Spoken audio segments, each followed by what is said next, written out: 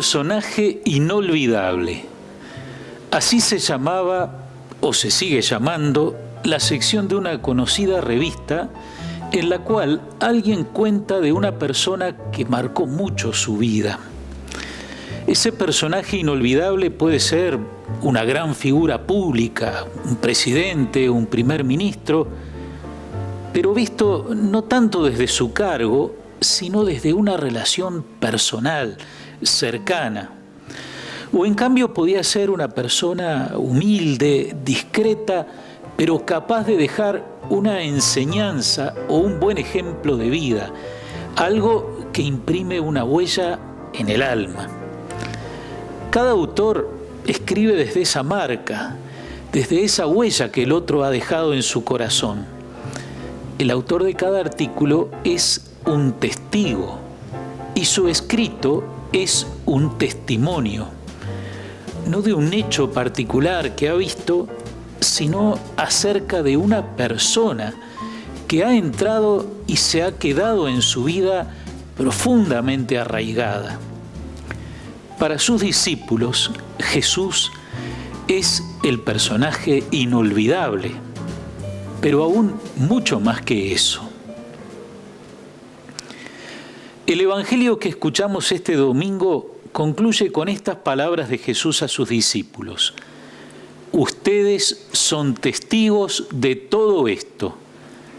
En griego, el idioma en que se pusieron por escrito los evangelios, la palabra para testigo es mártir.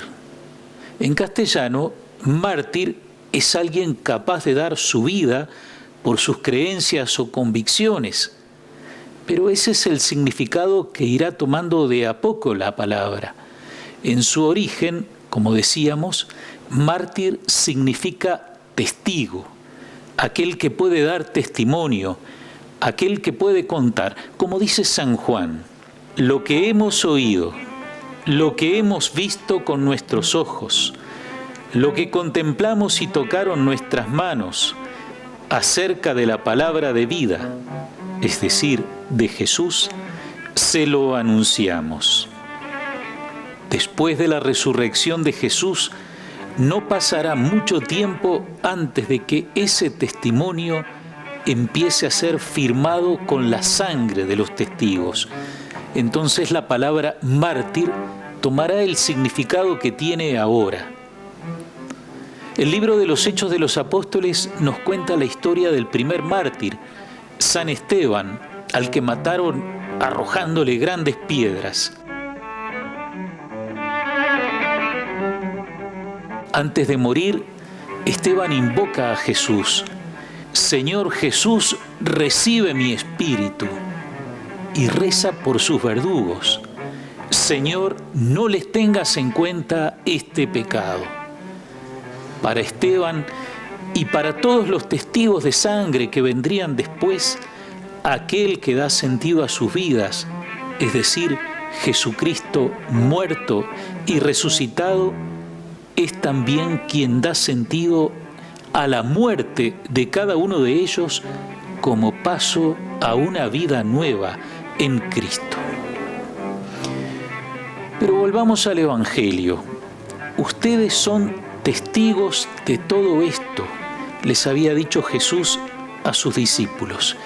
¿Y qué es todo esto? Dice Jesús: así estaba escrito.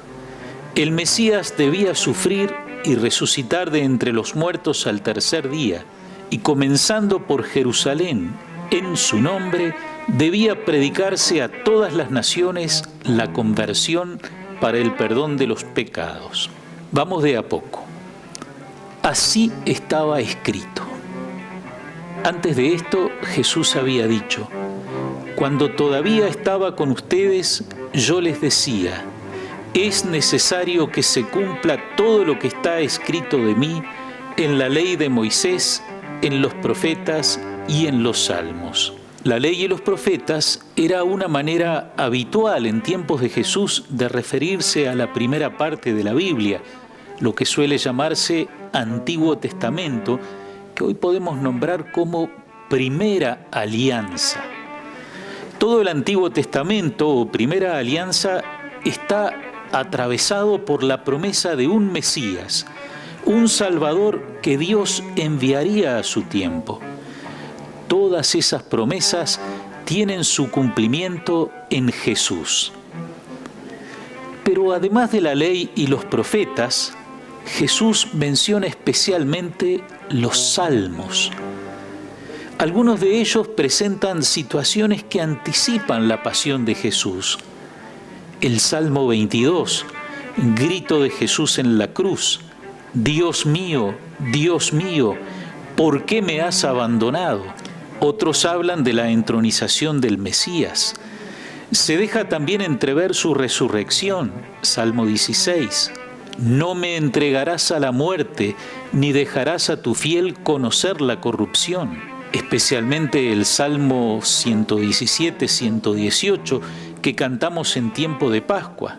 Este es el día en que actuó el Señor, sea nuestra alegría y nuestro gozo. El cumplimiento de lo que dicen la ley y los profetas y los salmos está en esto. El Mesías debía sufrir y resucitar de entre los muertos al tercer día. La muerte del Mesías y su resurrección es el acontecimiento que está en el centro de la fe cristiana. Su muerte no es una muerte más, es una muerte que identifica a Jesús con el servidor sufriente anunciado por el profeta Isaías. Indefenso se entregó a la muerte y con los rebeldes fue contado cuando Él llevó el pecado de muchos e intercedió por los rebeldes. La resurrección no es la reanimación de un cuerpo muerto, no es una prolongación de esta vida en la que se sigue envejeciendo para finalmente, ahora sí, morir. La resurrección es la entrada en una nueva forma de vida, una vida en Dios. Jesús es el Hijo de Dios que se ha hecho hombre, ha muerto como hombre y como hombre ha sido resucitado por el Padre y vuelve al Padre llevando su humanidad, nuestra humanidad. Por eso, a partir de la resurrección podemos decir: hay un hombre en el seno de Dios. Jesús sigue diciendo a sus discípulos: comenzando por Jerusalén, en su nombre debía predicarse a todas las naciones. Antes de Jesús, Jerusalén era presentada como el lugar donde las naciones, los pueblos de la tierra, debían llegar para conocer a Dios. A partir de Jesús, Jerusalén es el punto de partida. Allí se ha manifestado Dios resucitando a su Hijo.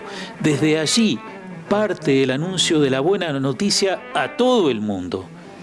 Desde el comienzo, la Iglesia es la Iglesia en salida, de la que hoy habla el Papa Francisco.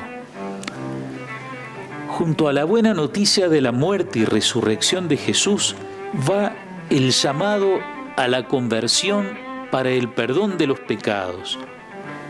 La palabra griega que traducimos como conversión es metanoia. La metanoia es un cambio de mentalidad, es poner la mente más allá, es dejar el modo humano de pensar y entrar en el modo de pensar de Dios. Es mirar la historia del mundo, la vida de los hombres y la propia vida desde el proyecto de Dios, manifestado en la muerte y resurrección de Jesús. Contemplando a Jesús crucificado y resucitado, es como podemos descubrir nuestro pecado como resistencia, como contradicción al plan de Dios, al amor de Dios. Desde ese profundo cambio de mentalidad podemos llegar al arrepentimiento y al cambio de vida por el que cada persona humana, cada uno de nosotros puede entrar al camino de Jesús, el Cristo, muerto y resucitado por nosotros, el camino de la vida en Dios.